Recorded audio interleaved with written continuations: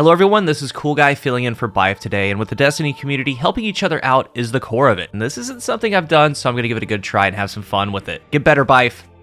Today, I wanted to take a look into something off the beaten track. This is a story that should have some consequences, both immediate and far-reaching.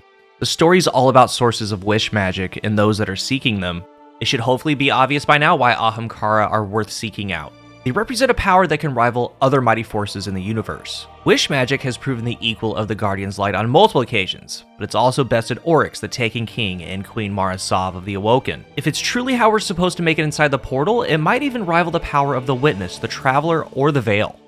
With all that being said, wish magic is dangerous and often unpredictable. It's a little bit like fire. The right amount of it in the right time and place can keep you warm, keep you fed through a long, harsh night, but should something go wrong, or you should be reckless, it can destroy what you love, or even kill. There are many within Sol who are acutely aware of this fact and are looking to gain a degree of control over the fabled Wish Dragons of Sol. This has long been the case. After all, Guardians have worn Ahamkara bones as exotic trophies for years. But there's now parties within Sol who are madly scrambling for a further degree of control over this resource. The intriguing thing is that we would easily consider all of them to be our allies, whether they happen to be Mara Sov and the Awoken of the Reef, fellow Guardians within the Vanguard's trusted agents, or members of the House of Light, as we'll discover in a moment. The reasons why any of these groups might want to acquire the bones of Ahamkara are fairly clear. But with the potential knowledge that wish magic might be the key to following the Witness, I think that everyone's looking to secure any potential alternatives to Riven that might exist. And so our story begins with the Anthemic Invocation Shell. This follows the story of a little-known Guardian called Trin. She's had a few stories crossing paths with the Eliksni before, particularly on the Tangled Shore. However, today she's been sent to this location to do work for the Eliksni of the House of Light. That being said, she appears to be working for one of the shadier elements of it, namely, the Spider. Take a listen and see how this story goes down. Trin digs through what is left of the twisted insides of a derailed cargo liner, her knuckles singed and bloody from contact with hot wires and ragged edges. Her ghost Shakto illuminates the solid surface of a newly revealed metal crate, marked with a tiny sigil with his flashlight. Is that it? As Spider described, I'm surprised it's still in one piece. Trin places a palm on the metal, tensing. The darkness pours from within her, freezing the crate and shattering its hinges. Someone will notice that, says Shakto in hushed alarm. But Trin's not listening. After a few blessed weeks of silence, War's voice had begun to corkscrew itself through her mind once more. She pries the lid off the crate, hopeful that soon she may be rid of War's driving whips. Inside is a single bone.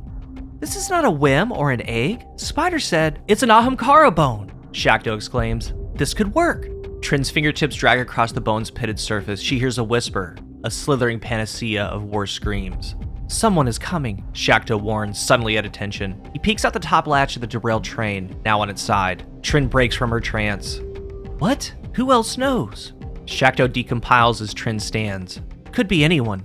Maybe someone else following Spider's rumor. Either way, they're coming from the north. Trin draws her Eliksni-style cutlass from its scabbard, deftly exits, and moves behind the car, listening closely. Soon, she hears light footsteps. Trin waits for them to get close, then springs from behind the train, putting blade to chest as an Exo Hunter stands before her. They size each other up. I am Galen 4, and you got 2 wire rifles trained on your back, so I suggest putting that sword down. Before Trin can respond, 2 Eliksni marked with House of Light sigils run towards them. One shouts Trin's name and throws her forearms around the warlock. Vinris! Shakto shouts after he recompiles, dancing around them. Galen turns to the second, larger Eliksni. Why didn't you tell me you two knew her? Guardian's so paranoid. Makes for good entertainment. Nivix croaks in Eliksni, then shrugs.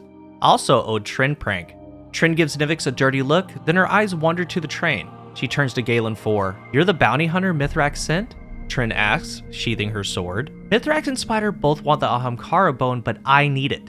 So who gets it? Nivix steps forward, swapping into human speech. Mithrax ordered it destroyed or given to Dreaming City. But for you, old friend. He assesses his compatriots and slings his wire rifle over his shoulder. Captain Nivix would look the other way, missing, almost the same as destroyed. So there are many factions and sub-factions all desperately trying to acquire Ahamkara remains. Marasov, the Vanguard, the Spider, Mithrax, and likely any Guardian you could throw a stick at. They're all searching furiously for these remains. But why would Spider and Mithrax want these bones specifically? Mithrax's purpose at least seems quite clear. He's sending the bones along to the Dreaming City so they can be used only by Coalition forces, probably the Awoken, who at one point took him in before he was the Kel of the House of Light. However, ordering them to alternatively be destroyed shows us the real intent of this operation. Mithrax doesn't want these assets falling in enemy hands. It's likely that this isn't his request alone. After all, he's one of the leaders within the Coalition, so one could speculate that this is part of a wider coordinated plan of action. The Awoken might be busy dealing with the Dreaming City, locating Riven's clutch, and we Guardians are just doing what we do. But that doesn't mean the House of Light can't do anything. The Eliksni are also known for having excellent technical and infiltration capabilities, so it makes sense that bounty hunters with House of Light support are being sent on missions to retrieve these materials. That's all speculative, of course, but it's fascinating if true. It reveals this wider strategy that's far more comprehensive across the whole Coalition. But then we come to this last question, which is what about Spider? Why does he want these bones? The answer's simple. Spider wants what's in demand. His safe house on the Tangled Shore used to hold at least a few Ahamkara remains of some description, which we learned from the Cryptolith lure in Season of the Hunt. Take a listen to this. Crow looked furtively over his shoulder as the hydraulic doors to Spider's personal treasure trove whooshed open. He had the gang boss's blessing to pursue the collection in hopes of finding something to combat the spread of the hive cryptoliths. Nevertheless, Crow felt a subversive rush as he assessed the aisles of display cases, filled to the brim with curios and artifacts. Glint maneuvered through the rows, scanning item after item. Look, an Ahamkara brain, fully intact, and here, a Golden Age missive written on pulped plant matter. And this looks like a pre-collapsed data pad, named after a fruit, and here's— Glint, Crow interjected. Do you hear that? The ghost froze in midair. In the stillness of the subterranean bunker, Crow could hear something in the room. Not moving, not rustling, but whispering? Yes, a soft voice called out. Crow crept to the back of the room, toward a city-age cabinet filled with extinct circuitry. On the bottom shelf, covered in dust, was a nodule of Hive technology. Crow remembered seeing similar components atop Hive cedar ships. Crow picked up the component, the whispering increased to a near audible level, both comfortingly familiar and repulsively alien, before falling silent. This is it, Crow muttered to his concerned ghost. I've found our transmitter.